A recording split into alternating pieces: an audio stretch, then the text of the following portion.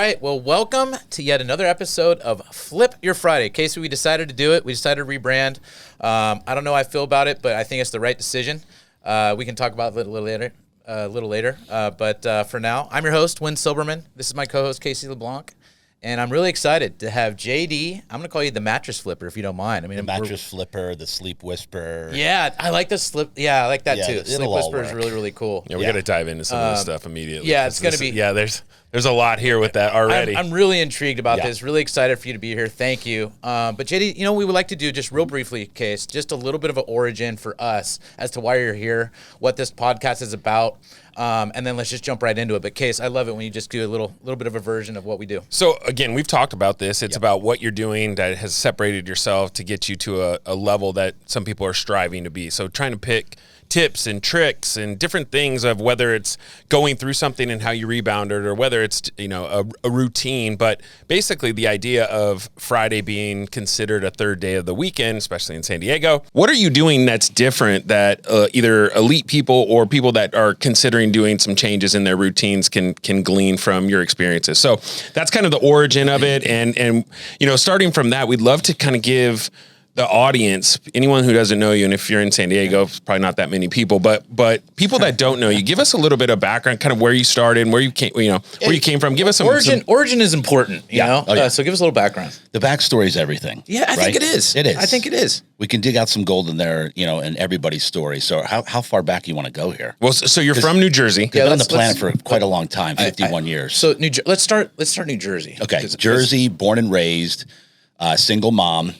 Dad was completely not present at all, like literally never touched me, never changed a diaper. Luckily, my mom is stronger than probably 90% of men. Mm-hmm. So she raised me solo, and she took the role of both mother and father. And I'm saying, luckily, I'm blessed to have a mother. Were you an only child? I was. Okay. Correct. Yep. Wow. So only child, and luckily I had a mom that strong. Otherwise, who knows what would have happened? Because when I interview people on my podcast, everybody's childhood, I haven't had I've only had one out of 20 that had a great harmonious childhood, so it's very rare. Well, if you don't mind, define strong for me in the context of especially a feminine context, right? Because often in this culture, we're trying to grow into that and recognize the power of females, right? I mean, that's a very, very big deal. But what do you mean by your mother was strong? What does that mean? Give me an example. So she instilled in me very, very early. Like, you don't ask, you don't get, was the number one thing she taught me very early on. Don't be afraid to speak up. Don't be afraid to ask for what you want. And she also taught me very early on that everything happens for a reason, and never look at anything in a negative way. These are the number 1 and 2 lessons that I was taught very early on by my mother that I carried throughout my entire life to this day. You don't ask, you don't get, and everything happens for a reason, and turn everything that you think is a negative into a positive. Because listen, we all have a choice to how we want to live every day. You can live with a positive mindset or a negative mindset. There's only 2 mindsets you can live with. That's it. So she taught me to live with a positive mindset and always look at, like, when something negative happens to you, like you guys are big business guys, when something goes wrong with the construction or this and that, or you didn't get a building that you were supposed to get, she just said, it's happening for a reason. Take a step back, look at the situation. Let's find out why it's happening in a positive way. Yeah. And so she was just so strong. Like, she was not afraid to speak up. She fought for me because a woman, especially we're talking back in the 70s now. Yeah. A woman in that, they weren't quite, it's progression, evolution. Absolutely. Exactly. So she just was tough. She would stand up. She would speak up. Is she from Jersey? Oh yeah, of course. Yeah, of course. So when you meet her, if you meet her here, because she's 76 now almost, next week actually, everybody freaking loves her. Okay, but that said, if she doesn't like you, it's going to be a problem. Yeah, it's a problem. But if she loves you, you will have the best friend of your life with her. She sounds Italian. Is there an Italian background there? Or you would think she's from Jersey. She is Jersey. That's her origin. She's Jerseyan. So how long were you in Jersey for? Jersey, born and raised till 18. And so at 18, I was supposed to go to college. I actually got accepted to University of Tampa. I was a terrible student, by the way, guys. So I'll give you some more context here. I was not a good student. I could care less about school. You guys have a lot of rapport there, by the way. Yeah. Yeah, is that right? Yeah, both you. Yeah, it makes a lot of sense. Yeah, he just finds areas to dig. It just, it's hard for him. He's like my little stepbrother. Taller stepbrother. But oh God, here we go. Yeah, right. Authority wasn't great with me. Even my coaches, I didn't get along too well with. What teams? What do you mean coaches? What football, sport? baseball, wrestling. I actually got along with the wrestling coach, but was that due to being like from the neighborhood, kind of running around, with friends, and or just always kind of a rebel doing your own thing? Or I became a little punk. I was like just a little pain in the ass. Disdain for authority. All right, so 18 comes and you got to make a decision, college or not. Dad was supposed to, the divorce agreement at 8, when the divorce was, I was like 2 or so, 1 or 2. Don't even remember, but the divorce agreement, he was supposed, my mom would raise me, pay for everything, and then he would pay for college when it came time to pay for college. And then all of a sudden I got accepted, and he's like, oh, I don't have the money, which we found out later that he did, but he lied. That's a whole nother story. That's too bad. But the moral of and by the way, here, okay, negative situation, right? Right. Yeah. Okay, couldn't go to college, but me, I'm like, shit, I would have failed out in 6 months anyway. Seriously. I'd have been running a side business, doing something. So anyway, my mom said, "What do we do now? I don't want to stay in this town. I got to get out of here." And I didn't want to put my mom into financial debt with financial, what do you call it, the loans? Sure. Student loans. So she goes, "What about the military?" I said, "All right." So next thing I know, there was 4 recruiters at the house within a couple of weeks. The Navy, Air Force, Marines, Coast Guard. So you all came in to kind of interview with me. And I was interviewing them, like it was, and I'll have no problem saying this, like the Marines, it was like, so wait a minute, Marines, you're trained to kill, you're the first in the fight. And the guy was like, oh yeah, like thinking that was how to speak to me, because I was pretty big then too. Sure. I'm like, so you're the first in the fight, first on the lines, you're trained to kill. He's like, yes, and thank you for your time. This isn't going to work out, because I didn't want to be in harm's way. Mm-hmm. All right. Interesting. So I specifically was down to the Air Force or the Navy. But at 18, 18 for me personally, I felt invincible, right? And but you had the presence of mind to recognize, like, look, I am going to do military, but there is a possibility that it may be injured, right? Yeah. I mean, that was going through your head. I'm the same way then as I am now. Okay. Like, I'm so extra. I can't even, when I said I don't actually use this stuff, I'm being serious about that. I don't touch cars. I don't change oils, tires. Well, arm wrestling. No? I don't know, because there's a possible I could get injured. Oh, yeah. But for those, but this is a podcast, so not everybody sees it. So just for those of you at home that are listening, like this guy looks like he just is in a bodybuilding contest this morning. Prior to, I asked him if he potentially, when he gets angry, does he turn green? And he gave me a nod that it's possible. Right? I mean, it looks like the Hulk. Yeah, it's possible. Yeah, but when you say extra, you're extra big. I mean, you're physically imposing person. Yeah. Like I sleep in zero gravity with a massage feature, and like if I'm not I can't go to hotels because I can't sleep in a bed that's not in zero gravity, elevated. Yeah, sure. I get manicures, pedicures every 2 weeks. I do the hair. I got the eyebrows waxed. That's definitely not Marine. Okay, right, so let's just circle back, because I want to know your thought process here. So no Marine. I mean, we could start veering down his routine. Jeez, God. We'll get there, but I really want to let's get there. Let's re-engage. So big routine. So no Marine, on the Marine. Then what? Then who came? Army was Army picked you. Why? Running? Too much running? They're the all due respect to Army guys. Sure. I respect all military guys. Absolutely.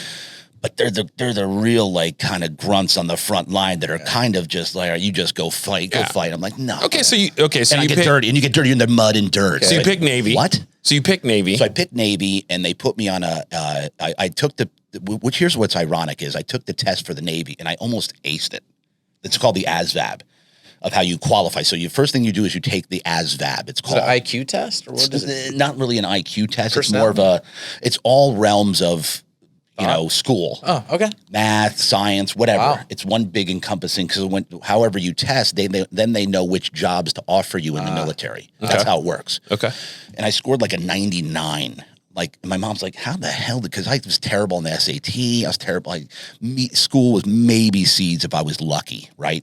And those were the classes where I actually got along with the teacher and got them to like me. Gentleman C, Gentleman C. Right, yeah. Exactly. So I took the ad, and so I could pick any job I wanted in the middle. Like, JD, they were like, you should go to the nuclear program. They wanted me to go to nuclear in the Navy, and nuclear is where and when you get out, they say, when you get out, you can apply. You'll make $50,000 to $70,000 a year. And back then, 50 to 70 grand was a lot of money, right? Sounds in good the late 80s, early 90s. So anyway, aced it, and so, but then I found out you have to sign up for 6 years instead of 4. So this was a 4-year commitment. They said, you got to do 2 years, right? But then you have an automatic advancement out of boot camp. You go to third class petty officer right out of boot camp. And that's a big pay jump, right? But you got to apply for it. And I said, 6 years, so 2 more. I'm like, sorry, it's not going to work. So I went as an operations specialist, so I worked with radar. Oh, okay. Aircraft carrier, long story short, we were supposed to be stationed in Pensacola, Florida. We were on the way there, 18 years old. We were sailing on the way to Norfolk, because Norfolk is the stopover. We were in Philadelphia. We started in Philadelphia. I could do a whole podcast on Philadelphia, by the way. My life in Philly. Got jumped like twice on the streets. Sounds like Philly. Yeah, lived in a row house with you look around down on the ground outside of our row house. There's needles everywhere because people they're doing. So San Francisco. Yeah, that sounds like where I live actually. Really? Oh, it's bad. It's bad. But let's talk about that. So you're 18. You're what, 20 when you're living in Philadelphia? No, I was 18. Oh, 18 years old. Yeah, okay, right out of boot camp. Okay, so and then are you deploying? Are you on a ship at all? No, we were in a dry dock. So we got the ship in dry dock, aircraft carrier. So we took it out of dry dock, the Kitty Hawk, and then went down to Norfolk, supposed to be stationed in Pensacola, Florida. But on the way there, they literally changed our home port on the way there. And at this point, I think I might have been 19 to San Diego. And I'm talking about the higher ups in the ship, the chiefs and the captains and everything, or the lieutenants, whatever.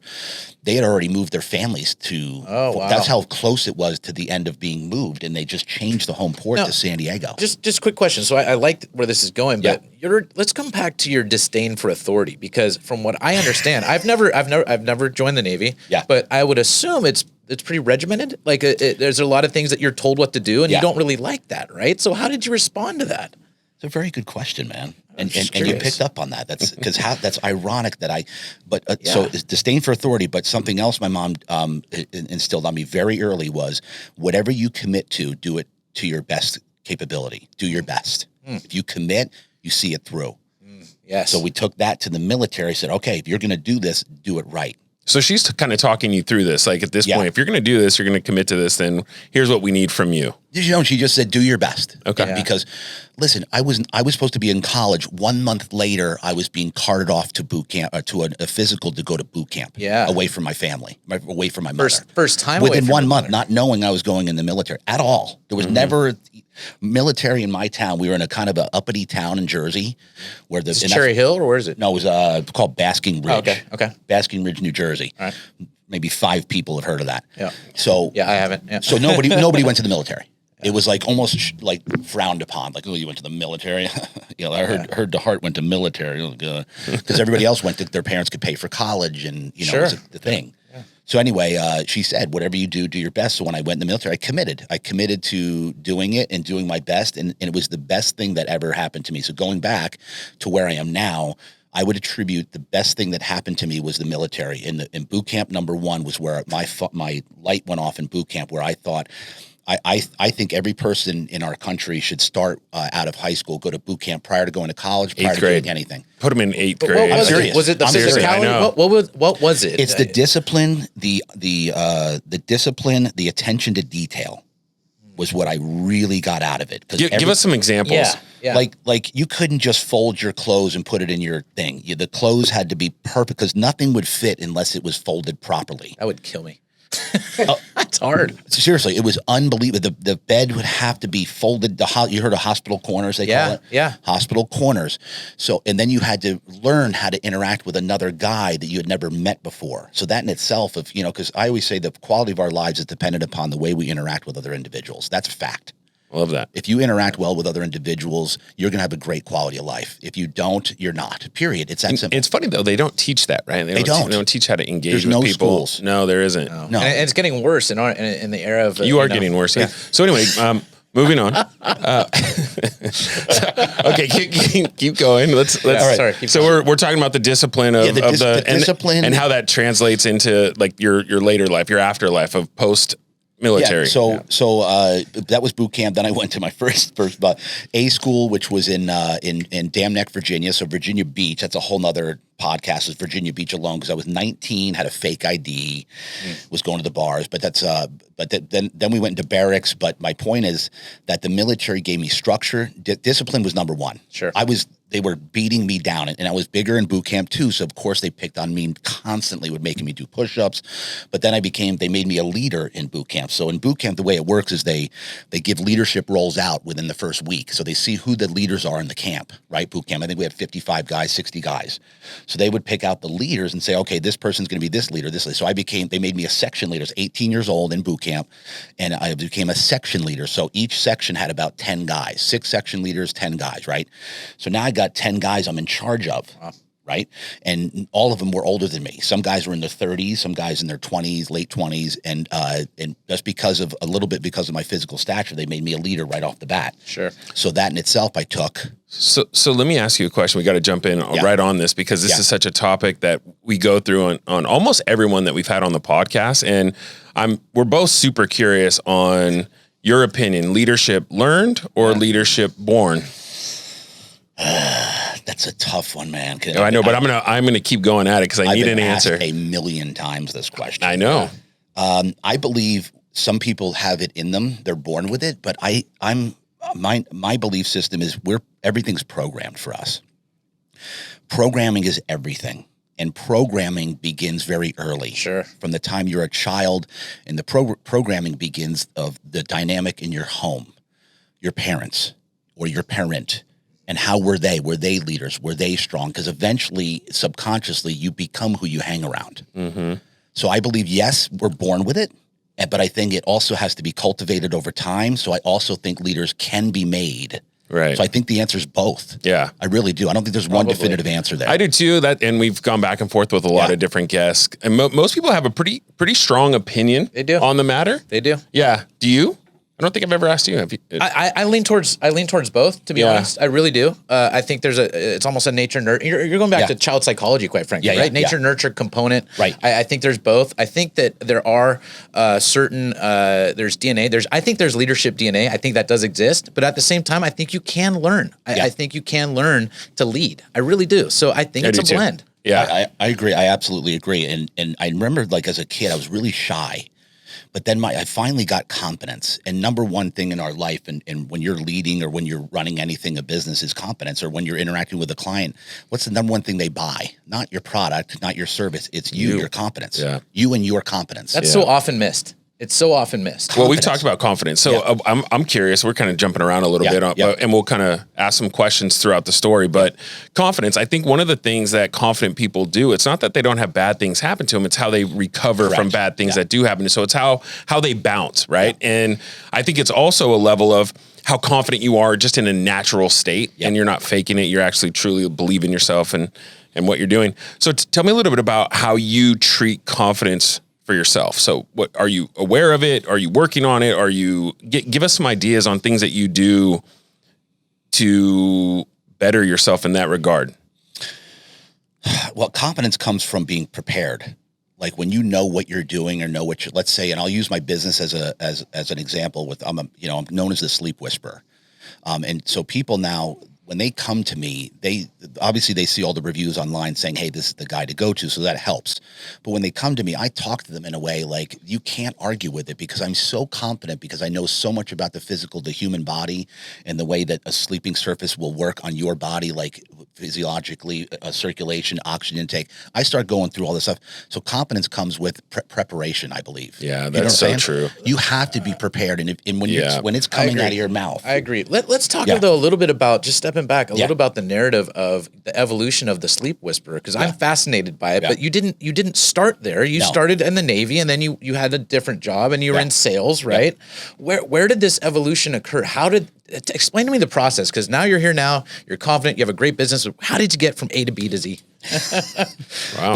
That's a lot easier asked than answered, because when I first got out of the military, which was 93, the day I got out, I started bouncing at the bars in Pacific Beach. Oh, that sounds fun. That was fun. That was fun. Yeah. So started bouncing there, and then put myself through community college at Mesa College over here, which was, I cheated my whole way through. Remember, I'm a terrible student. I literally cheated all the way. You delegated. Delegated. Yeah. Masterminded. Yeah. That's just being a CEO. But go ahead. He does that all the time. Yeah. So then I was an X-ray technologist. One of my other prior licenses. Like a radiologist versus a technologist. Radiologic technologist. So you have radiologist, which is a doctor. Right. Mesa College had a program where you become an X-ray technologist. So I would take X-rays of people. So did you analyze the bone and give that report to a physician to read? I would take the actual radiograph of the whatever's on the person, the bone, the chest X-ray, and then I would give that to a radiologist to actually read. Got it. Could I read them myself? Yeah, because I saw thousands of them. You started getting good at it. Yeah, I could see if there was a broken bone. Okay, so let's talk about like right now in your life at that stage, whether it's bouncing or school. Are you paying any attention to mattresses or sleep? Yeah. No, God, no. Like nothing. Zero. Yeah, zero. That's fascinating. Yeah, well, I was running nightclubs. Then I was a VIP host. I was running. Then we'd start partying at 2 a.m. till 6 a.m. I ran a go down the list. Did you enjoy it? I had a blackjack table. We had hold on, sir. We're getting to the good stuff here. Stop interrupting. I'm sorry. Okay, so we're running a blackjack table. Yeah. Hey, I like mattresses. I'm sure we'll get to it. But okay, so you're running from your. I talked. That's fascinating. 2 a.m. to 6 a.m. You're running a blackjack table. Yeah. And by the way, statute of limitations is expired. Yeah, you're fine. I know. Yeah, you're fine. That's why I'm saying. I thought about it. Probably like, wonder if that'll come. No, that's okay. No, that's okay. We interview a lot of criminals. Don't worry about it. All right, so that's okay. Tell me about that. Oh man. Well, gosh. What you can tell me about that? It was. Is it like a garage door? No, like we do. We had a whole, a whole thing. We had a automatic shuffler, 6-deck shoe. Pit boss. I had a dealer. My dealer was phenomenal because he never lost. And I'm not going to say his name, but he's Chaldean. And the Chaldeans in San Diego. My whole network of they don't mess around. Yeah, my whole network is Chaldean. My attorneys, my CPA, my car broker, all Chaldean, and also my blackjack dealer was Chaldean as well. Okay. So anyway, how did that idea come about? We were hustling, man. We did everything. And you were in the scene. And so was it all people that you were, because you were in the relationship business long before you got into mattresses, right? Yeah, for sure. So, okay. Yeah. So you're hosting at nightclubs, 2 a.m. The nightclubs close. So people need something to do. Correct. And so that you were just transitioning them over to a blackjack room. That's right. Okay, so you're an entrepreneur before you even knew it. Absolutely. So we were, we were gamblers. We loved gambling on football, baseball, anything. So we were heavy gamblers back then in the 90s. Me and my crew. And we were strip clubs. So basically you understood as a gambler that you can't win. So you're like, I might as well be on the other side. Correct. Yeah. So we started, let's go to the other side, and we started booking our friends' bets for football and everything. So we did that as well. Okay. And then we started the blackjack table because we just started doing a little small, but then it got really big where we'd have 10 people waiting for us when we got home on the table, ready to go. And we had the shoe. We had and my dealer was. So great. So are you security watching for anybody counting we had somebody behind like the pit boss that that watch everybody, and then we had a guy at the front door because the cops came every time. Like literally every time the cops came because we were 2 a.m. to 6 a.m. We're an apartment complex. Based on noise though, not the activity. Correct. Yeah, they had no idea that we had a blackjack game going up top. So my security guard, which was the bouncer at the bar in Pacific Beach, which we knew all the cops because there's fights every night. So the cops would always come, and we were their friends. So they'd come and see Carlos at the front door. Oh, Carlos, well, all right, listen, we're having a couple people over. It got a little out of hand. We'll get him out. Then we close the windows and say, sorry, man, we'll get him out. We didn't plan this many people coming over. Meanwhile, my guys, all right, hit me. Like they're actually still dealing while the cops at the front door. Yeah, you only got 4 hours. Right. We got to turn it over here. We got to turn it. I got a McDonald's to pay for at 6 a.m. That's right. And go to Stingers. That's how the shoe became a shoe. That's how the shoe. That's how they started. Instead of what are you doing with the cards? Yeah. You're not gonna do that. You need it to automatically happen so you don't lose any time. Yeah. Vegas isn't dumb. Yeah, no, they're not. We got to turn it over, man. That's right. We got to make sure nobody shuffles anymore. No. Yeah. Automated. Okay, so you're running that. So you're doing pretty well. I mean, you got a lot of stuff going on. hustling. So okay, and so give us for an idea of how old you are at the time. This is mid-20s. And then do you go into mattresses after that? So I went to X-ray technology at 28. I started the program. Okay. I graduated at age 30. Okay. Started doing personal, but this is where everything changed for me. So, because you know that there's an age at 28. Do you know this? That there's a thing? Like, do you guys know it's like a Mercury thing or retro? I don't even know what it's called, but it's at 28. It's either you go to this level where it's a life-changing thing in a good way or in a bad way. It's a thing. One of the girls on my podcast went into this in detail about at 28, it's the number. You're talking about it's like a milestone? Yes. It's a specific 28 milestone. years old is a number between 28 and 30 is where either you get a clue and step up and have convergence and go to your next level, or you digress and it's a mess. That's weird. I got married at 28. Yeah, it's really weird. What would you call that? Digression? No, I mean, it was the next step in my life. Just, I mean, ended in It's a divorce, but it was the right move for me at the time. At the time. Yeah. Yeah, it's interesting. Yeah, I think 28 is kind of that where you're into your career long enough, you're into your adulthood long enough, you have enough like perspective. You should have enough perspective. Even from an athlete's perspective. Is it okay? So is it any different for a male or a female? I feel like no. 28. Really? It's the number. It feels like a woman 28 is a little more mature than a man 28. I think so. A woman is always more mature than a man. We're getting a real glimpse into his life. All right. So 28. So 28. What happened to you? Like, tell us your. Did you go up? Did you go down? Was there something? I went up. I read the book Rich Dad Poor Dad. Oh, yeah. That was what did it for me. I read Rich Dad Poor Dad, which ironically, my freaking dad gave it to me. Wow. The guy was just he just sent it to me. He goes, I really want you to read this book. I'm like, and thank God it's an easy read. Are you at that time still talking to your dad? Does he have an influence in your life? No, not at all. And does he now? No, he's gone now. He's dead now. Okay. He died 5-6 years ago. Okay. Yeah. Got it. Sorry about that. Never. No, I mean, it is what it is. Yeah. Unfortunately, just never had a relationship. Unfortunately for him, frankly. Yeah. Because he missed out on a killer life. I mean, with me and my family, my kids. Like, he never even saw my kids. Wow.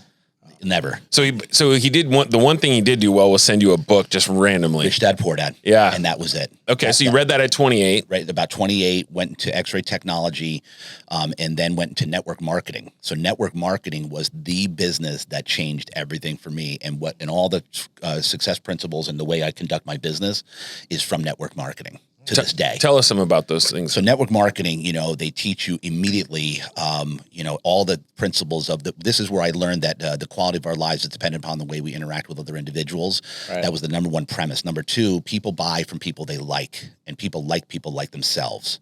So all the sales, I don't even like calling them techniques because it sounds cheap, like Sure. it's bad. Sure. But to, get someone to buy you or your product, your service, you have to get people to like you. And that's where I learned that was network So marketing. is this like neurolinguistics, mirroring? Matching and mirroring, correct. All that stuff. Matching, mirroring. People like building bridges, finding things in common. Yeah. Because that's what, people aren't going to remember like when people come into my store, the mattresses are phenomenal, but they're more going to remember me most likely. And do you actively mirror? Do you consciously go, okay, I'm going to mirror? Or is it natural? Yeah, it's natural, but sometimes I have to consciously do it. Wow. Because when you're talking to somebody like our stance right now, me and Casey right here, I've got my arms out, I've got my legs, we're almost identical right now. Yeah. So I'll do it sometimes automatically, it just comes to me. Yeah. Because you've been doing it and you've been practicing. It kind of goes back to the discipline of practice and confidence and some of that stuff. So it creates forced habit in a way, which is good. Yeah. I don't think that's bad. It's subconscious. So subconsciously, this person's like, man, this person's just like me. And the bottom line is, if you talk to people and ask questions and genuinely you're interested about them, which I am, then it's done, because people like talking about themselves. Yeah. This is why this is odd for me to tell my story, because normally I'm interviewing my guests for hours about their story, and I always get it back on them. So this to me is my first time ever on the other side of the mic, so it's weird for me to share my story. And for those that don't know, you do have a podcast. Yeah. We haven't really talked about your successes, right? We've kind of gone through the backstory. That's why I said, dude, how far back? But it's good. I think it's fascinating because really that's the foundation, that's the core, and I think a lot of important. Yeah, I think it's important. And then so you have all of these successes, and one of them being the mattress store, and I think it's a really cool story. And I want to jump in how you transitioned during COVID, and then also talking about the podcast. So you do have a podcast, and when you're talking about this is the first time on the other side. So this is your first time being interviewed. So you're talking a lot about ever interesting, awesome. Ever how exciting in my entire life. Which is interesting because you not only do mattresses, not only have a podcast, but you're kind of a social media guy that is kind of living your life on a platform, right? Correct. Is it all, and I'm jumping around, but is it all Instagram or is it all platforms, or how did that come about, and when did that come about? Were you early to the game in social media? I wouldn't say so. My wife, I call my wife the trailblazer on everything, because my wife was the first on Facebook, and Facebook I thought was ridiculous. This was like 09, 10, right? I'm like, what is this? Come on, that's ridiculous. So then she was the first one to get on to Instagram. So she's always the first one to get on a platform, and then I'll follow. I'm like, I don't need two. I was like, this is ridiculous. I don't need to. But now I'm like, I post every single thing of my life on Instagram. So mostly for me, it's Instagram, the stories, because the stories are easy. So it's gone to a thing where, because we all have a brand. And one thing that our brand that my wife and I have been together for 21 years, and we're jumping ahead. How I met her was crazy. So 21 years, and we have this brand of a family of harmonious, loving, affection, passion, drive, ambition, go down the list. So we like to project that brand to the universe and to everybody that wants to watch. Hey, this is possible. Yeah. So that's our mentality, is our family brand is what we're putting out there, so other people can see that, okay, this is possible for a family. Yeah. Because let's be frank, this day and age, the world is screwed up pretty bad, right? Yeah. Families are messed up. There's very few families that are harmonious. Most marriages are glorified roommates at best. Do you think part of it too is people focus on the negative so much Absolutely. That in a relationship you're so worried or concerned about what someone doesn't have or what your relationship is lacking? People aren't promoting it. It's very rare you see couples or families promoted on social media, right? A lot of it is the single life and like certain things and pictures, and you're promoting a life that you either think you have or you want to have, but people are very rarely saying, look, I'm in a happy, faithful marriage with kids that I'm trying to raise and bring up in a certain light. And I think that isn't told very often. Yeah. This topic right here, bro, is like, it's one that gets me, like, I can go on forever about this topic alone, is because society, it's sad. It saddens me to think at where we're at. Nobody's present anymore.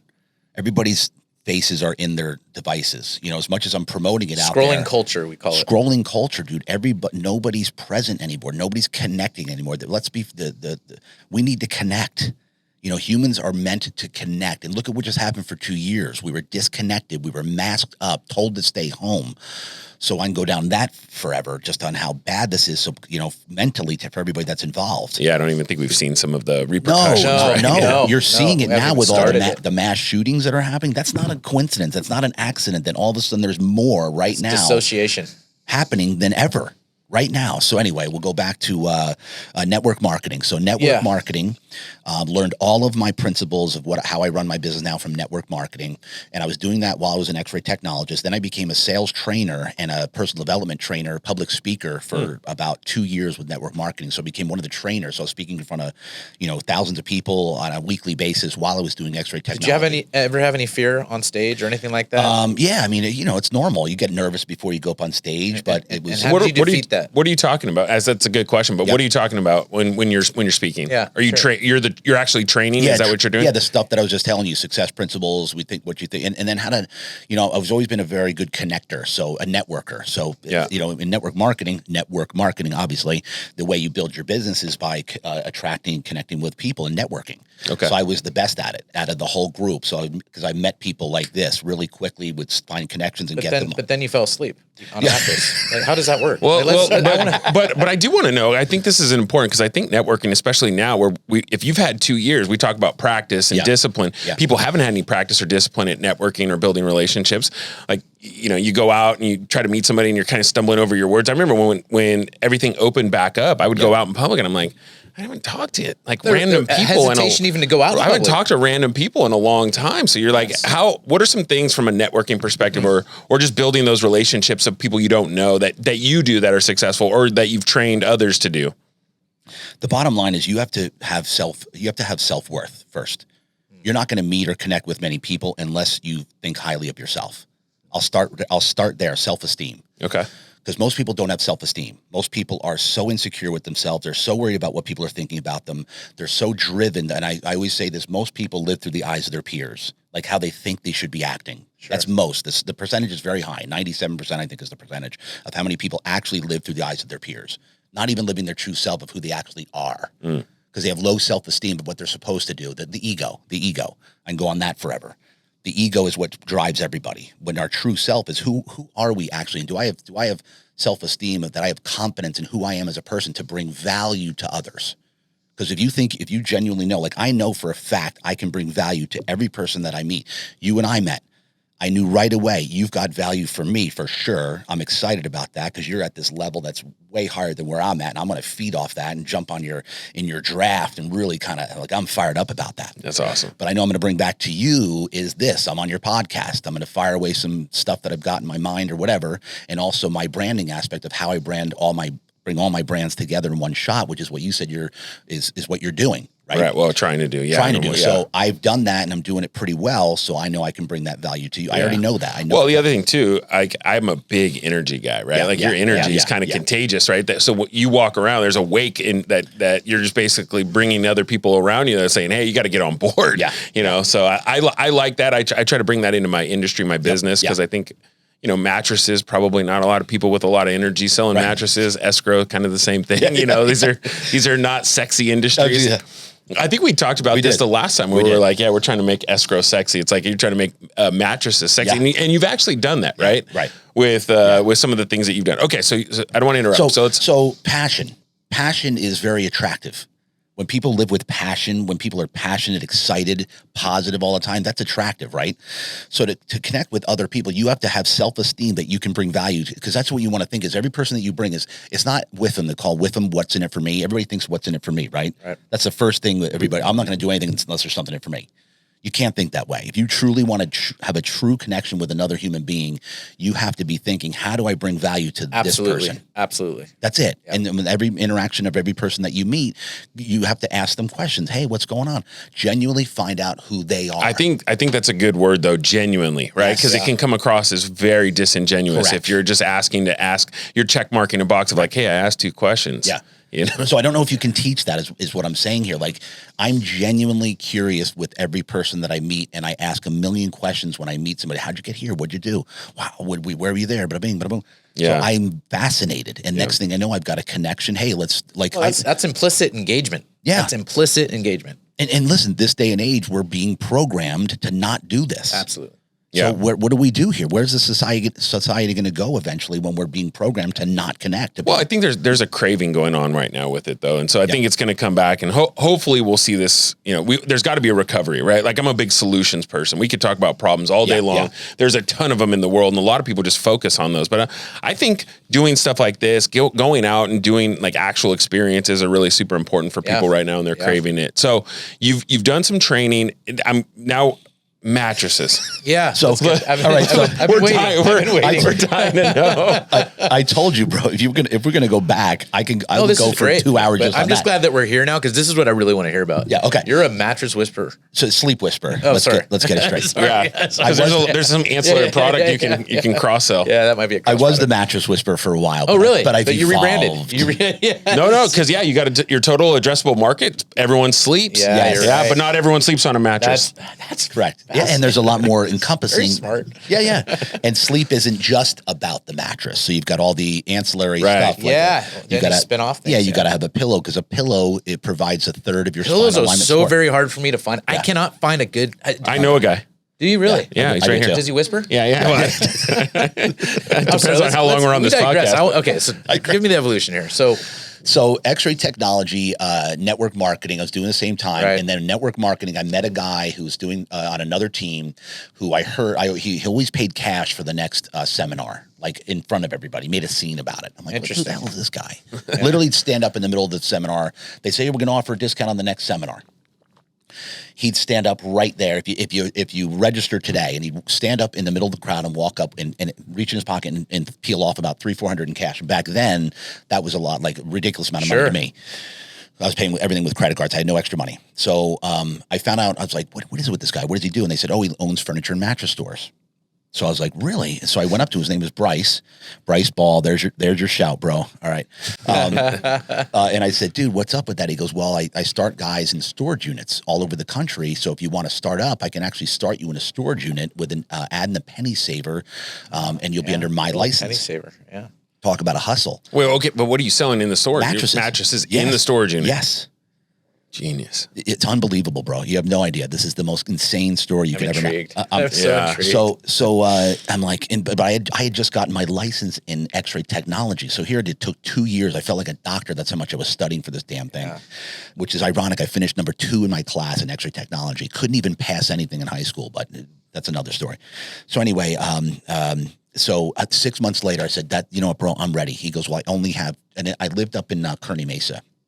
He said, "Well, I only have Chula Vista available for." I'm like, "I'll take it." I didn't care where it was. Right. Chula Vista. So I had to go. He goes, "All right, next week." This was on the weekend. He said, "Monday, go down and find a storage unit." I'm like, "Okay." I've never even been to a storage unit, bro, at this point. I'm like, "Okay, well, what size?" He goes, "You need a 10 by 30. Okay, so 10 by 30. Okay, cool. So I went to, I had a Cadillac, like the Cadillac STS, green Cadillac STS, dude, with chrome wheels. Strong. Another story. I'm sure. Unbelievable. My wife met me. She's like, "What in the hell is this guy?" She loved it. So that's another story again. So anyway, I go down. So I drive down to Main Street in Chula Vista. I'm drive up and down Main Street, and I see Public Storage. And so I go, and it's like because I project everything. My mom taught me everything was faith. Have faith, have faith, have faith. So I always know that things are going to work out for you, and they always will. Okay, perfect. So I knew that, and so the first place I went to had 10 by 30s, and the girl, I hit it off with her at the front desk. She was fantastic. I think it was Esmeralda. Unbelievable, right? So and so hey, and you know, and I didn't say, "Hey, I'm coming in to sell mattresses out of your storage." No, because that was actually not legal. You can't do that. You're not supposed to. Right. Well, yeah, and you went in may right not with be zoned. They may not be, I don't know. I'm like, "I need 2 10 by 30s. So, okay. And then they had this deal going on where the first month was $1. Oh. And the first month was $1, and then you'd pay the whatever if you sign up for 3 months or something. And I can't remember. I think I maybe started with 1 at the gate, but and just told her I'm storing. Sorry, no, I'm just going to be storing I think I'm going to be storing mattresses or something. So he said, "Don't tell her that you're going to be selling, conducting business out of the storage unit." Okay, me, I'm like, "Oh God, here we go." So I get 10 by 30. Call them up. I'm like, "We're good." Okay, because cool. I'll run the ad. I'll bring some stock down next week. This is literally like this. So he came down on a Tuesday when the ads hit in the penny state. Do you remember the penny? Do you remember the penny state? Yeah, absolutely. It's a free publication, some cheapo crap publication that people look in the back for cheap stuff. That's what it was. I didn't know people actually looked at that. Do you even know? Rachel doesn't even know. Yeah. Penny savers, like a tiny little thing. No, I remember that. Crapola. So anyway, so Tuesday comes and Monday, I can't remember the timeline, but long story short, we set up a little makeshift showroom in the 10 by 30 storage unit. 3 beds with, and I also had furniture and a catalog. So they were on sleigh beds back then. We had sleigh beds. Yeah. That's when they were popular. So 3 sleigh beds, 3 mattresses, and then a cheap piece of shit on the wall, leaned up against the wall. And I didn't know these techniques back then. I had no idea what I was doing. I was just coming off passion. So I didn't realize I was doing bait and switch right off the bat. So the one in the ad was like $125 queen mattress. It was against the wall. It was a piece of foam with like a sewn in thing that was supposed to be a pillow top. It was awful. That's my ad, right? 125 pillow top. No idea. So then, so now in storage units you have a gate that you have to buzz people. Oh, yeah. You can't just come into a storage unit. So now I'm booking. They're calling me my cell phone. What's the turnover? What's the volume? I mean, did you have a line out the gate? No. You book appointments, which is ironic because I pivoted the whole business model pretty much back to how I started. Right. With private appointments. So I was booking appointments. Makes sense. They'd come up. I'd have to run up, and I'd drive up in the car to buzz them in the gate, and they'd come back to the storage unit. And I'd have a catalog there. I had a little radio there, like little showroom going on. Little vibe. So they're coming in thinking they're getting a 125 mattress, but that one's against the wall, and then you have 3. Yes, you have the good, medium, and best. With a 525 mattress, correct? Right? Yeah, exactly. So, and I was selling furniture out. Oh, you have furniture too? Yeah. And they were purchasing, and I call and do. So my buddy came down, Bryce, one day taught me how to price out of the catalog, taught me how margins work. He had me working on a ridiculously low margin. I had no idea what that meant.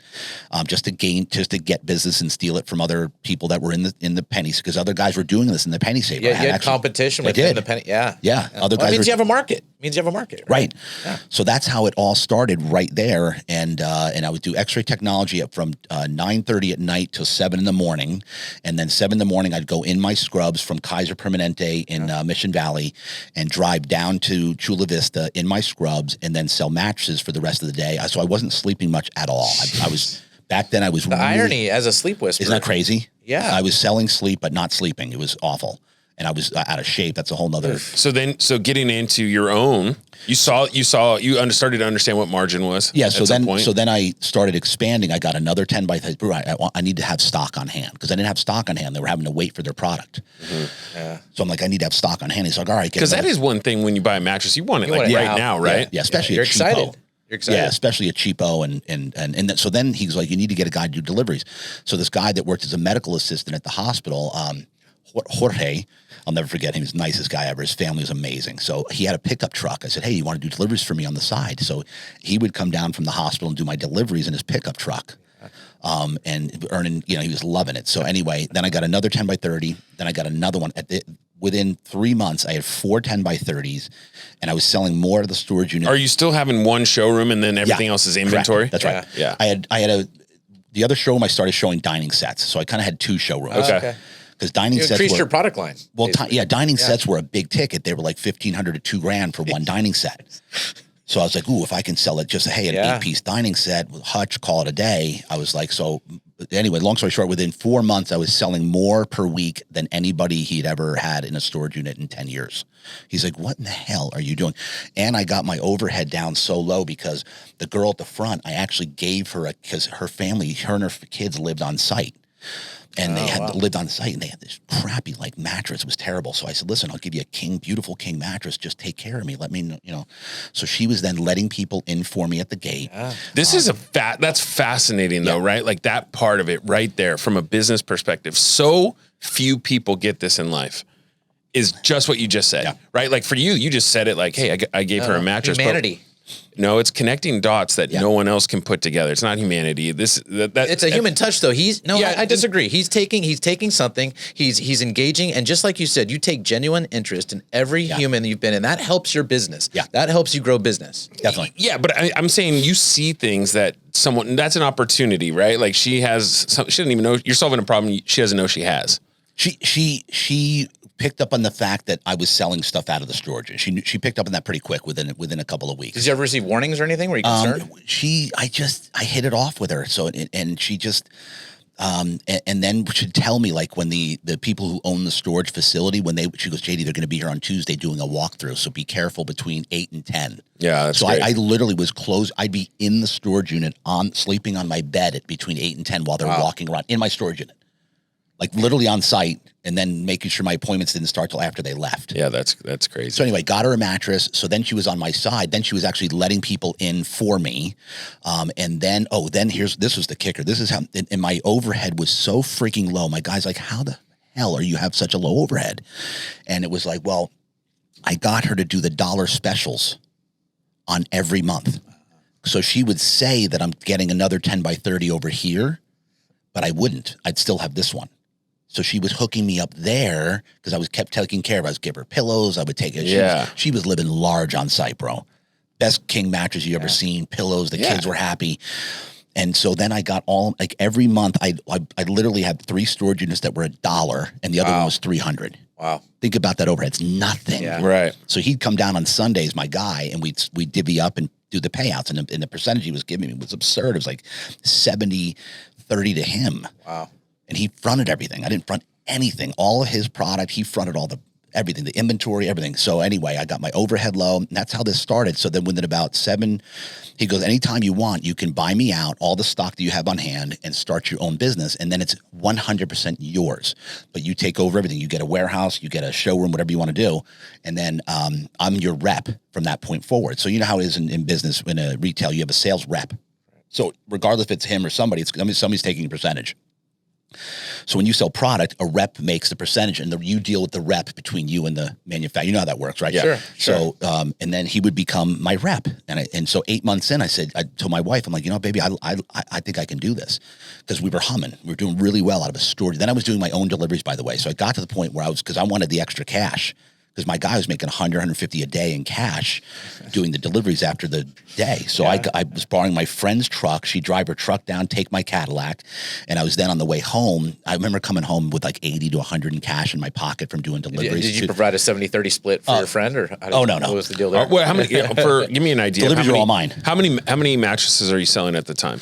I actually don't remember the number. Ballpark, was it a couple or was it a lot? Couple a day? 10 to 15 a week, maybe. A week, okay. Yeah, like, because what I want to do is once you open your warehouse in your store, and then I want to look at the numbers, then COVID, and then the one-on-one. Like, I'm just for understanding how the mattress business works. So curious. 10 to 15, at least a week at that point, doing some bedroom sets, some dining sets. Okay. Then I started doing deliveries myself. I remember coming home like at night, like with like a handful of like $80, $100 in cash. But back then I literally thought I was like a millionaire. I was like, oh, what's up, man? I'd throw it on the counter. Like, what's up, baby? I got you.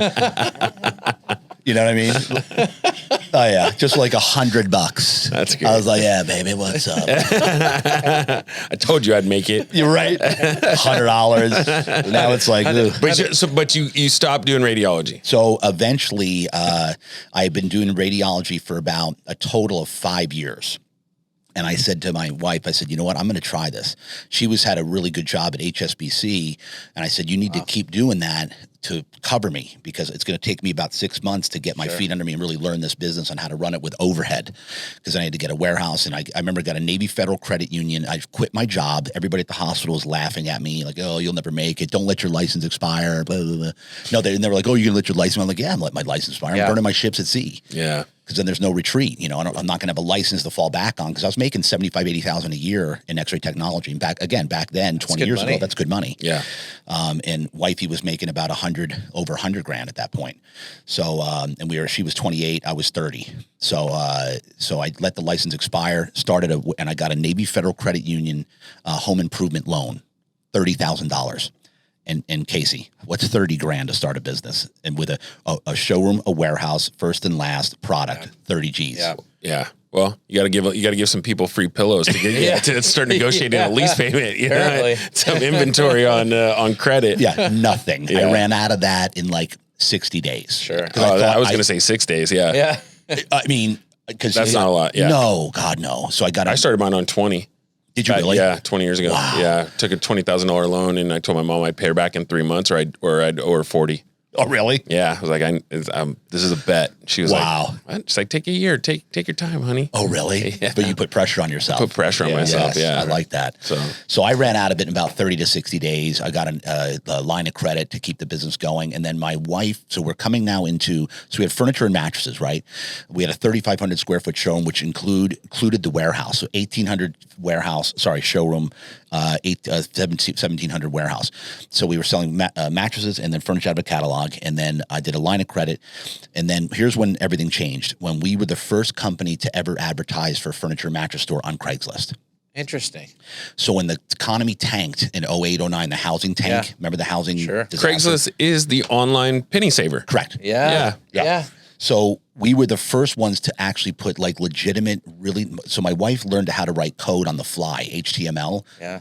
Which was absurd. Like, I'm like, how did when you write code and it shows up beautiful? I'm like, what the hell? So that we went for like when everybody else was dying, 08, 09, we did ridiculous.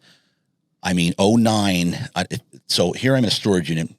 We got to about $50,000 a month in 06, 07, which was when we first started opening up.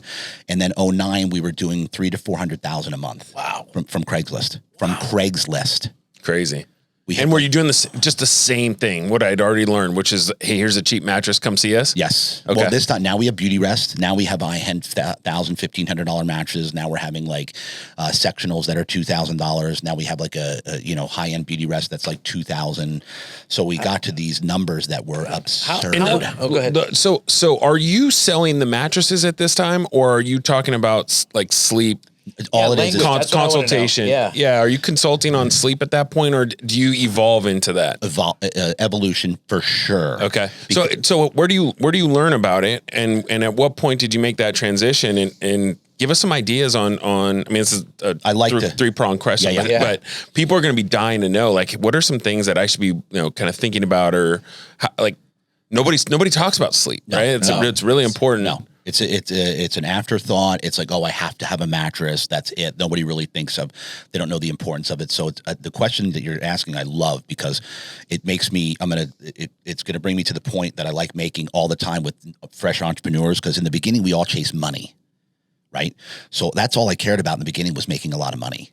And when we had tons of money. I went and got 2 BMWs. I was like, yeah, money. But then all of a sudden, people caught on to Craigslist, and that money started going bye-bye, right? Because we were chasing money. We weren't we were still serving others and had a 5-star ranking. We loved serving others. That's wholeheartedly, right? But the whole focus wasn't completely serving others. It was still money. So once that changed, when we realized money comes and goes really, really quickly, is when we refocused our entire business of just serving others and just providing a service, which eventually led into me really wholeheartedly digging into the sleep.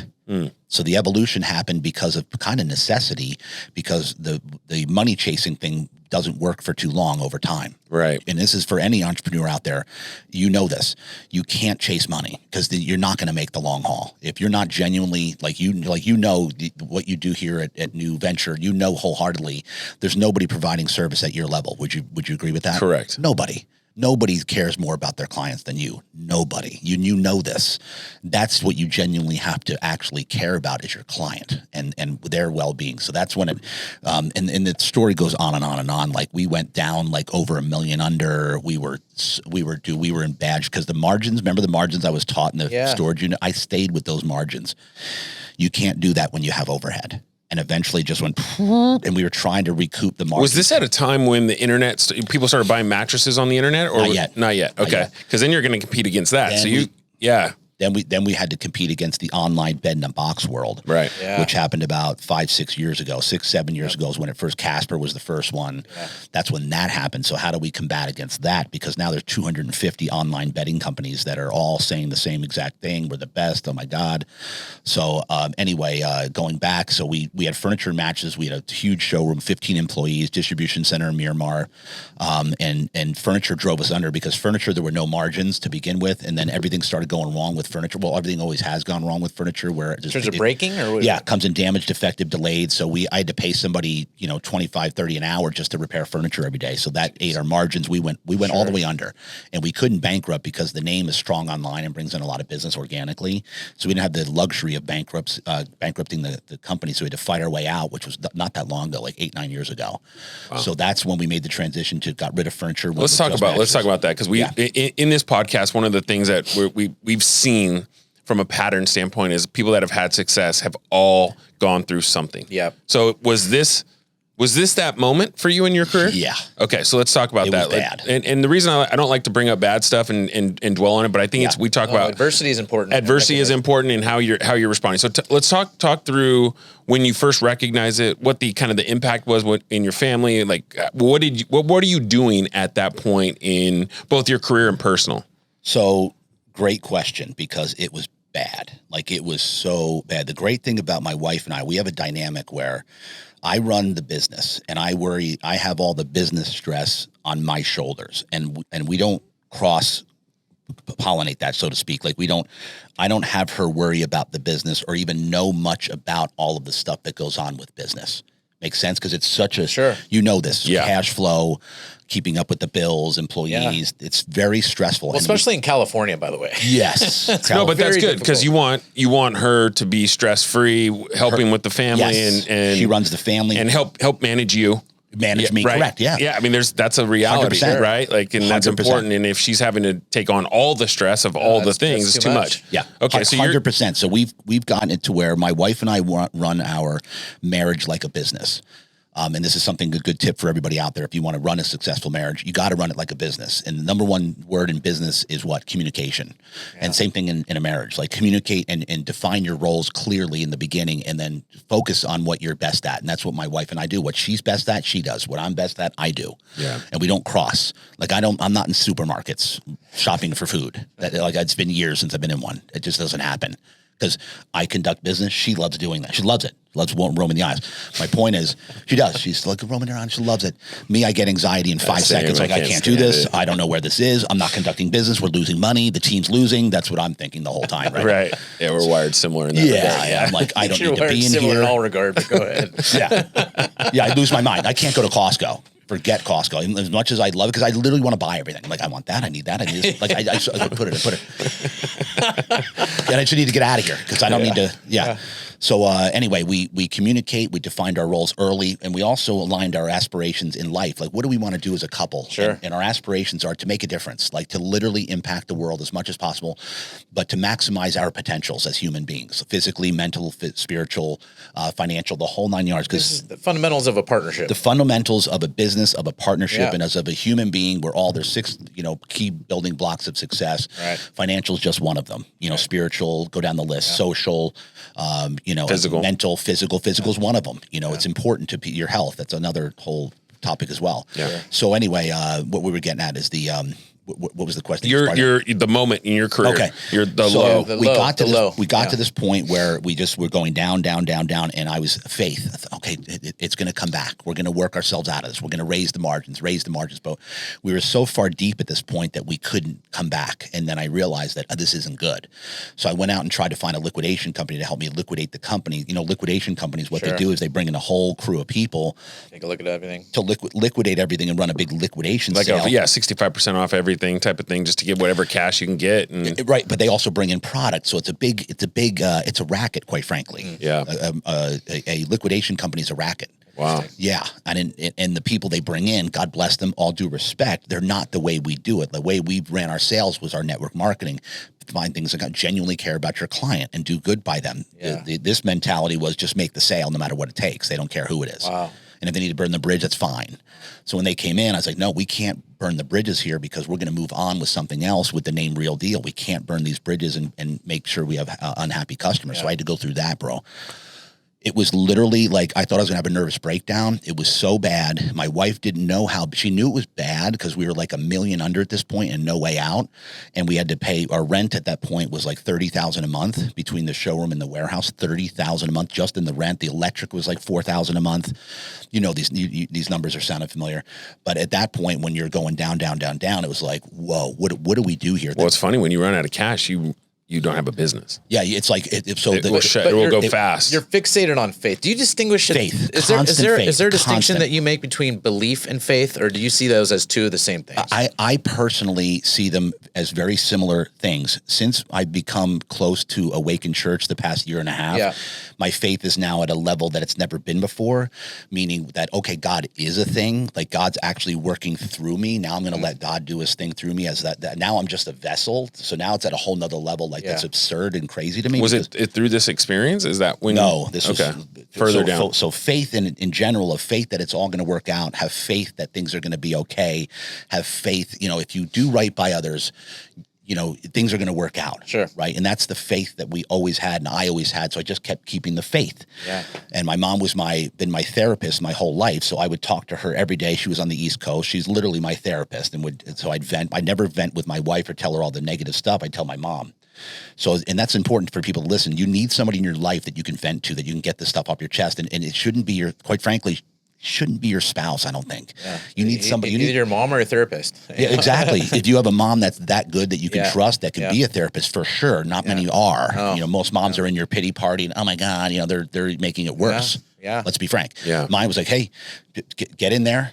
It's going to work out. Don't worry. You'll be fine. Keep moving forward. Strap up the boots. You got to make it happen. Keep it moving. So two of the things so far, just to recap, are believing that you're going to get out of it. Yep. 2 is having a sounding board, somebody who you respect, that you have to have a release. You got to. Okay. So those are 2 things that as you're losing $1 million and it's growing by $35,000 per month. It's crazy. Right. Yeah. And you're wearing all this stress. You're trying to live because trying to live. Yeah. Yeah. You're just literally just trying to get day by day. Right. With a 2-year-old daughter at this point. Okay.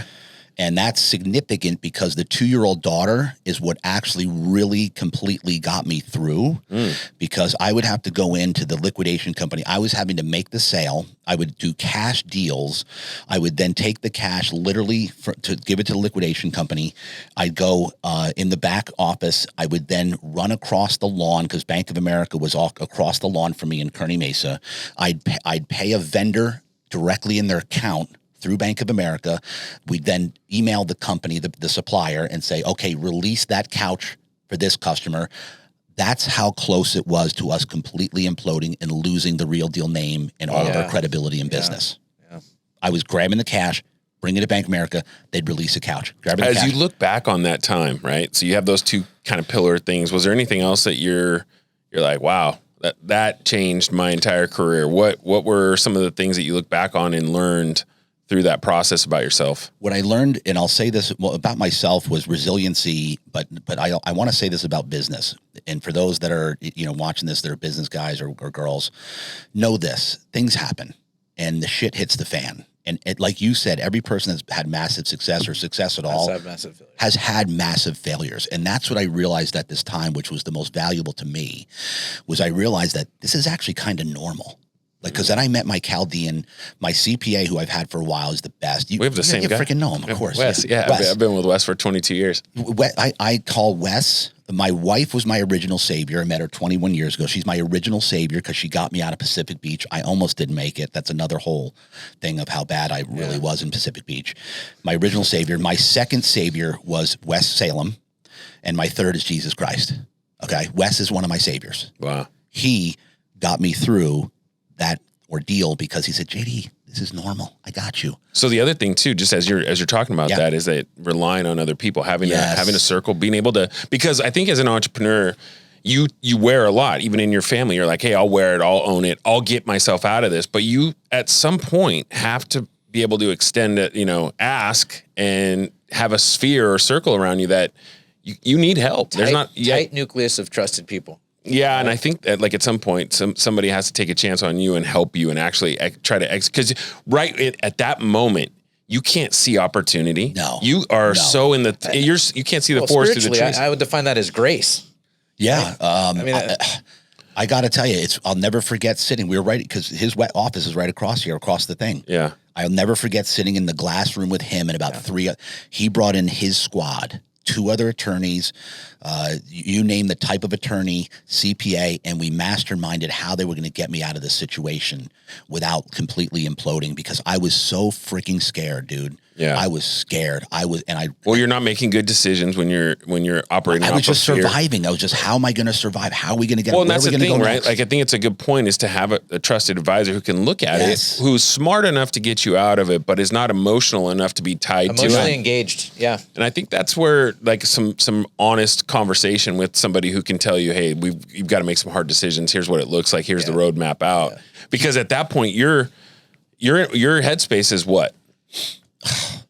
Nothing. Like I was imploding, Like I was, when you have an anxiety feeling in your body, well, that was 24/7. I had this anxiety vibration in my body 24/7. How long did this last? That's not good. How long did that last? That whole thing lasted probably about 8 months. Okay. 8 months of That's heavy, dude. And Wes was so nonchalant about it. He's like, JD, this is nothing. And that calm in the storm is helpful to you, right? He goes, JD, you go do what you do best. Sell mattresses and furniture. We'll take care of all this stuff. Just relax. I got you. And I was like, and I remember going to see him like every 3 days in his office, freaking out. And I would drive out of there on the way home. I'd call my mom like, Mom, God, I always feel so damn good when I come out of it, because he just would make it seem. So the point is this: surround yourself, as you said, with a team of people, especially in business, that you can go to that handle stuff that you're not good at. Yeah. These guys, this is what they do. Okay. Understand that that's okay. It's okay. You have to, right? Like, especially when you get to scale. Yeah. Right. You have to. And I think you're, what I'm curious is in your next act is how you don't become the business, right? Because if you ever want to move on and you want to transcend the business and move. Very good point. Right, like that's going to be your biggest challenge. Correct. And looking at it is that you right now you're the name, you're the brand, you're the business. Yeah. But before we get into that, we'd be remiss if we don't ask the sleep doctor, the sleep guru, the real deal. Like, walk us through some things with sleep that anyone listening can immediately go and say, hey, do this, think about this, ask yourself this, track this. What are, like, how do you evaluate sleep, good or bad? What are some things that we should be looking at or doing? So the number one thing here that everybody has to realize is that the number one most important thing in your life is sleep. It's number one. And the reason why is because sleep indirectly dictates health. And what's the number one thing in our life? Health. Because if you can have all the wealth in the world, health is wealth. But if you don't have health, it doesn't matter. And you know when you realize that is when something bad happens. Yeah, when you don't have health. When you're sick, when you don't feel well, when you have an injury, when you have whatever sickness, high blood pressure, you're on medication. The bottom line is this. Everything's a choice in life. So you can choose to be healthy or you can choose to be unhealthy. It's a choice. So sleep is the number one thing. I'm going to stamp this in. The number one most important thing that you can do to be as healthy as possible. The body only repairs itself naturally in a 24-hour period while you sleep. It's the only time the body actually repairs itself. So for guys building physiques, the number one component is rest. Most of them don't realize how important rest is because the muscle doesn't grow back bigger until you actually sleep. So you have tear and rebuild. Yeah. You tear it in the gym. You eat the correct nutrients and protein. The muscle then, when you sleep and go into because you got two main cycles that you need to maximize during sleep: deep sleep cycle, which is your physical body, and then the REM cycle, which is your brain, your mind, and your thoughts. Those are the two main cycles. And yes, you want to track your sleep. Most people in their 20s, this will go right over their head. But when you get 30s, especially in 40s plus, that's when you really start taking an inventory on how well or you're not sleeping. So sleeping is, and so then the most important purchase you can make in your life is what you're sleeping on. Okay. Sleep's number one most important thing because the third of your life, you have to think about this, the third of your life that you spend sleeping, that's a big number. It dictates the other 2/3 of your life. So if the 1/3 of your life you're sleeping or not sleeping is going to dictate how well your life is going on the other end, the other 2/3 of your life, period. Sure. It's that simple. I didn't know today I was going to come in and figure out that I needed a new mattress. Yeah. I feel like I need a new mattress right now. You do. I'm already in. I think I know a guy. No, but okay. So now that we've determined sleep's being number one and a mattress is the most important component of sleep. Okay. Yep. So that's what kind of is what I'm up against on my end is the fact that most people coming in, they just think, oh, I just need to get a mattress. I don't want to spend a lot of money. Right. And does everyone say that? Everybody, which is absurd. This is an investment. So that's what I point out. So listen, you have to think about this or look at this as an investment in your overall health and well-being, and an investment that you're going to pay one time up front. That's going to pay you an ROI that can't be measured financially, period. It's that simple. Like a guy came in yesterday, super guy from Awaken Church. It was funny. He was sent over by one of my chiropractors. So I have about 20 chiropractors that now send me their clients. So I'm now carving out this niche of being the sleep whisperer that I'm well known as. Yeah. So now all of I turned into private concierge. That's another thing I'll tell about the transition in a little bit here. But now because of my focus on the human being and the human body of how I know physiologically, how ergonomically we're supposed to be sleeping in bed to maximize this process, because ergonomically we have an S curve in our bodies, so you should not be sleeping flat every single night. Sleeping flat is old school. So my wife and I have had our... When you say sleeping flat, what does that mean? So a zero gravity sleep system is the thing where it's called an adjustable base, which people have heard of. They think of it on TV. I see what you're saying. For old sick people. Like hospital bed. Yeah. Where it moves you up and down. Correct. Where they move up and so it elevates the feet, elevates the head. So you should have at least a little bit of slight elevation on your bed, on the feet and the head, because that improves your blood circulation, improves your oxygen. So you're taking more oxygen when your head's elevated, which most guys past the age of 40 are snoring, or most. So my point is, when you raise the head, you breathe better. You're taking 10 to 20% more oxygen. When you raise your feet, you improve your blood circulation. Your overall blood circulation comes up. Edema, snoring, apnea, reflux. So I go through all of this so that's why I became known as now in the last this just happened, the evolution in the last 3 to 5 years of where I'm becoming known as the sleep whisperer, because the reason I got that is because people are, they come to me and they like, I can't sleep. I haven't slept in years. I haven't slept pain-free in 20 years. And then they are after they see me. Wow. So then they're dubbing me, this guy's like the sleep whisperer. Yeah. So people are being sent to me and saying, hey, I heard you're the sleep whisperer. So I'm like, I'm going to run with this. What's the first thing that you ask? Like, tell me about your sleep? Or Yeah. When they come in, I do a little discovery. First and foremost, I find out who am I working with. I do the opposite of what mattress salespeople do. Because all mattress salespeople are on commission and they're taught to sell down, which is just, I even hate that terminology. Yeah, sell down, take them to the nicest mattress and then sell down. Me, I start in the bottom. Hey, is there a price point or budget in mind here before we get started? Because I can help you walk into my store, if you see the value in investing in your health and well-being and you can justify, let's say, a couple bucks a night for the next 10 years, this will be the easiest thing I've ever done in my life, is helping you sleep the best you ever have, period. It's that simple. And I tell them that to their face. This will be the easiest thing ever. That said, do you have a budget in mind? Oh yeah, I don't want to spend over $1,000. I don't want to spend over $2,000. So I start there. And I said, okay, well, what are we working with here? What's going on? What kind of ailments? So I get down to ailments. Do you have, I have back pain, lower back pain, my neck, my husband snores. I've got edema, reflux, go down the list, and I'll even bring up things. And then I get into what's worked well for you in the past or not worked well, like a firmness level. So I'll just kind of do a little discovery, find out, what they're, so if people are watching or listening now, bottom line is you need to, when you're waking up, if you've slept well. You can tell if you've woke up all night, if you've tossing and turning, you feel it, and when you haven't slept well.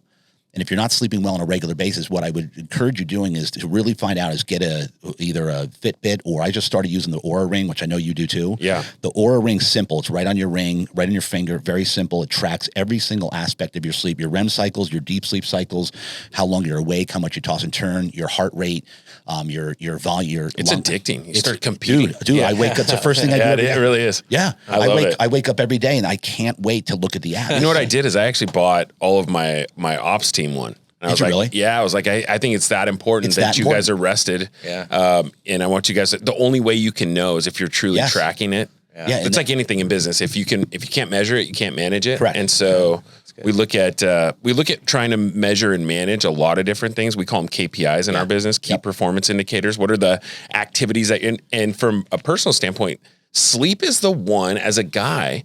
It used to be like water in football. It's weakness. Yeah. It's been treated as a weakness. And I know when I was younger in my 20s, I was like, I can operate off of 3 hours of sleep so I can maximize my time at work. Or it's not like, and now that I'm not in my 20s, you look back and you're like, God, that was unnecessary, right? Like that's just machismo of being a guy and thinking, I can do this off of no sleep. Sleeping was considered weak, right? Like it was like hydration was considered weak in football. Yeah. So do you still see that, or is that gone? Well, it's funny because it's still there. Young entrepreneurs, we were both there, bro. In my 20s, it was a badge of honor to only sleep. I only average 3 hours a night. Right. I don't even need sleep. I'll sleep when I'm dead. Right. I feel like the narrative's changed a bit. I don't know about that. There's an attempt. I don't think it's I think there might be an attempt. I think the awareness is because of all the online. The one good thing that the online bedding companies have done is they've raised awareness. Yeah. That people need a mattress. People need good sleep. Yeah. Because the more it's out there, the more awareness. Yeah, sure. But I don't know if that's really changing. Interesting. Okay. It's a good question because we'd have to kind of dive into that. Yeah. But I do know now in retrospect that was absurd and I took years off my life potentially. Is there any data or anything that you cite from like the darkness of the room, the temperature? Yeah. Is there anything like ancillary there's a million different ancillary things that you should and should be doing. Okay. Number one is complete darkness. Number two is and even I don't adhere to this, is staying off the blue light, your phone. Yeah. For how long before you sleep? At least an hour before you sleep. Okay. At least. It shouldn't even be near you because you have the RF waves that are coming off of it. I've got guys that I interact with that even shut down their Wi-Fi at night because all those things are going through. It's a vibration that puts in your body. You've got magnets that you can lie on. I'm looking into this one right now is where you can go. It connects you to the earth. So it's basically magnetism. Everything's about magnetism. So when we're walking around, we're all walking around in rubber soles. You should be doing earthing like every single day where you go barefoot and walk around on the ground. This is a thing. And if you do this, by the way, you'll feel yourself become less stressed within 10 minutes. I was just in Hawaii and I would say 25% of the people are without shoes. Yeah. And this is a real hike. I mean, I was dying. Yeah. And I'm watching like 70-year-olds without shoes on and I'm looking at them going, what the fuck are you doing, dude? Yeah. And I asked after I saw like 40 of them, I'm like, hey, what's the deal? Yeah. And he was talking about what you're doing. He's like, it is a different experience. Like, correct. It's like people think meditating is sitting and you're quiet. There's a lot of forms of meditation. Yeah. People are like, hey, this type of hiking where you're in bare feet, when you're barefooted, is a form of meditation where I become part of the land. And so you called it earthing? I've never heard that before. Earthing, okay. Earthing, or what's the other word? If you're earthing and Earthing's the one that I've heard. Okay. It's where you go barefoot. Is it the role of nature? Is there? The Earth has a magnetic. We're being pulled away from it. Wow. So the closer you are to the magnetic pull, is it pull? I can't remember. I'm drawing a blank now. Yeah. Well, I mean, we get it. Yeah. So we're all meant to. So are you saying we should all be going barefoot more often? Yes. Yeah. 100%. I don't do it enough either because I'm always so busy. I'm always going here. I'm going there. All you got to do is walk out on your back patio, your back lawn. It's ideal if you're on actual earth. Yeah. But concrete will do it. And Rachel's nodding here. You do this? Do you do this? My boyfriend always does it. Yeah. So it's a thing. And let me tell you, it's for real. Because every single time I do it, I take my shoes off, go barefoot, I walk in the backyard, I feel less stressed within 5 to 10 minutes. It's a thing. So that's one thing. You can actually put the magnets in your bed. Oh, interesting. And so what happens is you have a magnet in your bed. And then there's a grounding line that goes into I can't remember where the ground, I haven't done this yet, but I want to do it. Yeah. Because I think about heat. So I'm a heat guy and I don't want to heat up too much. That's another thing is the temperature in your room, ideal sleeping temperature is between 64 and 69 degrees in your room. That's the ideal perfect sleeping temperature, 64 to 69. Okay. The surface temperature of your mattress, 90 to 91 degrees is the There's sheets now, right? That you can cool. And should it be cool? Or what? The good question. So the most important layer, because everybody wants all these mattresses are being advertised as cooling technology and breeze this and freezing that, and which is cool, literally, but it doesn't really actually matter if the sheets that you're lying on aren't natural breathable fibers. So the most important layer on your bed, listen to this one, folks, is the actual sheets that your body touches, because the human body when it goes into repair mode, it automatically heats up because your metabolism speeds up while you sleep, because that's what's repairing your body so then it automatically heats up and pushes toxins out of your body through sweat, because that's why you sweat at night. Everybody sweats to a degree, some more than others. The more athletic you are, the more cardio, the more your body's in tune, the more you sweat, by the way. So if you're sweating, it's actually your body's pretty in tune with itself. Okay. So what was I getting at? So it's the bottom line is it's going to happen. So you want to be on a material to where that heat's going to be pulled away as fast as possible from your body. So you want to be on a natural set of sheets, which are either bamboo or Tencel. Tencel's in baby wipes. It's stronger than steel, softer than silk fabric. So stronger than steel, softer than silk. That's correct. Say it again. So see, you could start training sales guys. Yeah. Anybody can do that. Even Village Idiots can learn, huh? Anybody. So the bottom line is you want to be on a set of sheets that are natural fibers and breathable, and then you want to have a mattress protector that's also breathable, which is Tencel fabric mattress protector. Then if you have the cooling technology in the mattress, then the mattress can do its thing and pull that heat away from your body as quickly as possible, because you want to stay cool. The body, you sleep deeper when your body's cool. And so therefore there's your kind of down the list here, because a lot of people think just the mattress. No, it's because a lot of people say, oh, I'm sweating all the time, but my mattress is supposedly cooling. Well, what sheets are you? And they'll say, oh, I'm on a high thread count cotton, because high thread count cotton is super, super soft, right? Yeah. But it doesn't breathe. So you're going to be sweat hog on that thing. Right. So that's one thing. And something else sparked my mind as far as sleep. Oh, sleep, alcohol. The worst thing, because it's inflammatory. Is that why? No, it's a toxin. So alcohol is toxic. So what happens is, because I'm finding out so many people now drink, like they'll say, oh yeah, I have one, to help me sleep. People tell me that all the time.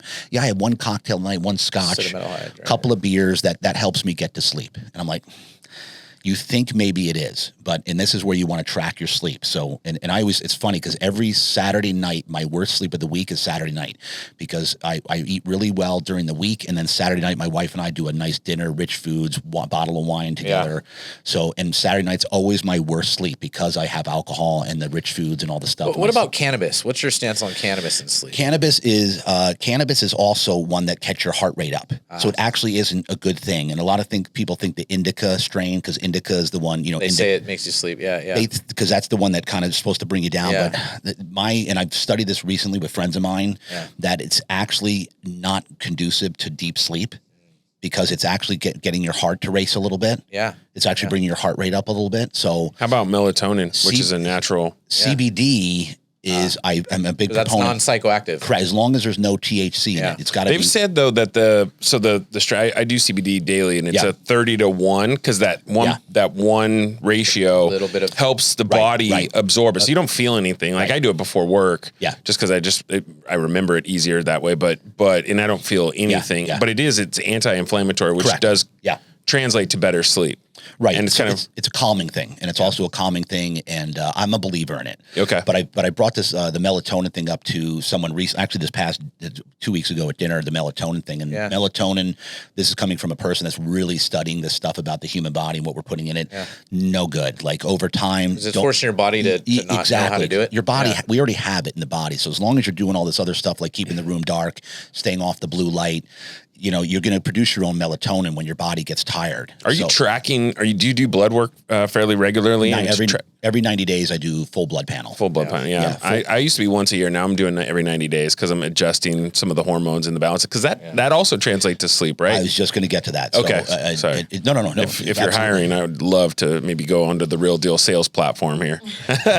You sure? No, sorry, I'm retired. We'll put one in the back. We'll put it next to the golf simulator. Yeah. So, and it's funny because I'm now referring people to my wellness clinic. My friends own a wellness clinic, Catalyst Wellness, where they do all this. They do all the hormone regulation, hormone optimization, and blood panels every 90 days. So everywhere I go now, like this weekend, I texted them on Monday with 4 different referrals just because I went out Saturday night with, and ran into some guys that were like, whoa, dude, what are you doing here? I said, well, I optimized my whole body and do blood work every 90 days. So hormones, as we're aging here, hormones are literally everything. Everything. Because if your hormones are out of whack, your body's out of whack, you're not going to sleep right, you're not going to operate right, you're not going to think right. Hormones are everything. That's a whole nother separate segment. But I mean, the bottom line is if you're tracking it regularly, talking to somebody who understands how the hormone balance and the normal levels, and not only, I always tell my doctor, because you almost have to train your doctor a bit. You have to tell him, look, I don't want normal levels. I want optimal levels for how I want my life to be, right? Which is high energy, high intensity, all the time. Well, that's a normal doctor. Like a normal, right. Yeah. Because they won't even do. They look for baseline. So if you're looking and the median, right? Yeah. So, and if you're listening, it's important that you go to a clinic that's more of holistic, that's more actual, does this. Because your normal doctor, if you even say, hey, I want to get my hormones checked, they're gonna look and say, oh yeah, you're in the normal range. Yeah. And the normal range is basically not good. It's like sedentary. It's you're functioning at a lower human being here. So the wellness clinic, they want you they're gonna say, JD, here you are here, picture where you're gonna be when you're optimal in this range right here. Well, okay, that's where we're gonna get you. And then you got all the different things that go, like the estrogen blockers, you got testosterone, you got DHEA, all the things that go, then they know exactly all your vitamins, your triglycerides, your cholesterol, all of it plays a part. And anyone can do it. That's and so few people are doing it. They're actually checking and tracking and making adjustments. And part of it is when you're tracking stuff, but nobody does this stuff. And it's really inexpensive, and it's a way to live a much more fulfilling life. It's our Western medicine, bro. Let's be frank. It's based on treating. It's based on masking. Reactionary. Yeah, it's reactionary. It's based on just masking disease, not actually curing it. Yeah, absolutely. All due respect, and it's about, if you want to live a healthy life, because health is number one, as we've said. If you want to live a healthy life, you got to do the blood panel. You got to get on the more of the natural side of the way it's done, not the Western stuff, because they're just there to mask it. And actually, quite frankly, our society and it's driven by pharmaceuticals and business. Exactly. That's what drives our whole society is pharmaceuticals. Big pharma they make a lot of money off us being sick. That's right. And I can go on that tangent for a while because it bothers me a lot. Yeah. And being healthy is a choice, and you can be healthy. And if you go to a wellness clinic, it's going to get you on the right start. Yeah, that's awesome. So we've spent a lot of time with you. Before we let you go, can you walk us through some of the things that you've done from a social media and marketing perspective? Because you've taken an old business and been basically, attacked by the internet age and selling online and stuff like that. So you've had to create 2 different things that I know. One is this kind of exclusive event, which is buying a mattress at your store. And then 2 is you've created a brand, both for yourself, your company, and the podcast. Can you talk about those 2 things before we let you get out of here? So remember I told you you're gonna have to cut this. I didn't believe you. We could go on forever. Hey, you told us you had a timeline, so we're trying to respect your time over. I'm good. Okay. Like I said, if you want to keep flowing, I'll flow. But so with social media, because a lot of people look at social media as kind of because I run into circles like with our baseball parties and softball parties, like, oh, I'm not on social media. And I get it. It's not good. Like, because a lot of people are just scrolling. But if you're like wanting to build a brand or a business at any point, and I'm teaching my daughter this. She's 11 years old, and I'm teaching her how to create her own brand. Yeah. And she's done that already. Like, she set up a TikTok account, Nails by Jack. So she started, Daddy, I'm going to start a nails account. I'm like, okay, what are you going to do? I'm going to do nails. I'm like, all right, because she loves doing nails. She's very artistic. And my point is that she started this nail thing, and she jumped to she's at 27,000 followers in 4 weeks. And she's getting she has 1 million likes on her thing. So I'm teaching her, here's what a brand is about my daughter's name's Jacqueline. So what's Jacqueline's brand? What's our family brand? So I always tell people that to start there, start on what your actual brand yourself, what kind of brand do you want to be known as? And I want to be known as the generous guy, the passionate guy, the loving guy, the guy that people want to be around. I want to build that brand of who I actually am. And then eventually that kind of translate into your business. Whatever your business is, you can translate whatever your personal brand is into your business brand. Sure. And that's kind of that's fascinating. That's great. That's the mentality that my wife and I have taken to our business automatically over time. Remember, I was fighting Instagram years ago. So I was like, I don't need this. I don't need 2 platforms. This is ridiculous. I'm on Facebook already, blah, blah, blah. But this day and age, if you're in business and you're not on social media, you're completely missing out, because what's the number one form of marketing? Number one, word of mouth. Word of mouth is the best form of marketing that you can ever, right? Because I'm assuming most of your business is word of mouth. Yeah, Casey? Yeah. Okay, word of mouth is word of mouth is the holy grail of business. Right. And so social media, what you have to think about and realize here is social media is word of mouth on steroids. Yeah. They're handing us potentially millions of clients for free. So now it's just a matter of you getting a message and a brand out there to these people saying, oh, okay, I didn't know this guy or this business or this family was even here. So social media, they're handing it to us on a silver platter of here's potentially millions of more clients for you. What are you going to do with it? Yeah. So then it's just about creating a brand of who you are as a family, as a person. Yeah. Are you known as the person? Like, everywhere we go, we make sure we take care of everybody, like at restaurants, valets. I always tell people everywhere you go, you overly tip people, anybody that does anything for you. And I'm going off on a tangent here, but you want to overly tip, because let me tell you, they're going to people remember generous people. Get the mattress for the gal at the front. You get the $1 storage unit. That's provide value, like you said, coming full circle. I think one of the things I learned today was provide value, but take care of people. I think is an important one. Take interest, take care of people. There's a lot to glean from provide this. Value. Yep. Be generous, generosity, honor, respect. But generosity is the number one that I've ever seen. Be generous everywhere you go, because people remember you. And I remember we go to Javier's a lot. It's one of our favorite restaurants. Great place. So for an entire year, what I do is I completely overtip everybody, and I leave my card. I don't say, hey, I'm a mattress guy, you got to come to me. I just very subtly leave a really fat tip, and then my card that says JD the Sleep Whisperer, this, that, and the other. That's it. And they say, oh, wow, yeah, I actually think I need one. Or when I need one, I'll come to you. So this kid comes in recently, and this is kind of an example for everybody who's watching here. I want to use an example that over time, branding, that's a branding play, right? Because he sees my card. I said, well, how'd you hear about it? I didn't even know where he came from. He said, dude, you left. I have like 10 of your cards because you've been leaving for me for a year and a half at Javier's. I'm like, oh my God, Javier's, because he was wearing a freaking mask. I didn't even recognize him. Anyway, the point is this: he spent like $9,000 on a sleep system, and him and his wife are sleeping the best they ever have. And the point is, that's branding of a year and a half. My favorite point is there too that we've touched on in this context of society. You've left a tangible object, touch. Yep. And on that note, if you have cards, because cards are ridiculous, right? We get a business card, we funnel away. So therefore, you want to make sure the card's memorable. And my card is so thick that when people grab it, they think there's 2 cards. And that immediately puts something in their mind, like, they will not forget that card. Does it make sense? It's just a tiny little thing that I've done that's been resonated with people thinking, wow, this is,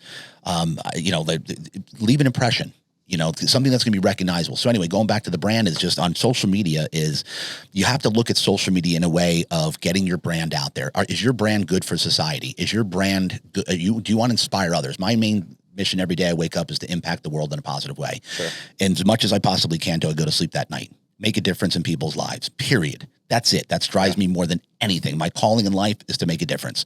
So then from the second I wake up, I broadcast my life of what I'm doing during that day to inspire others with going to work, going to here. Like tonight, I volunteer Tuesday night for 5-6 hours at my church for 5-6 hours after I'm at my shop.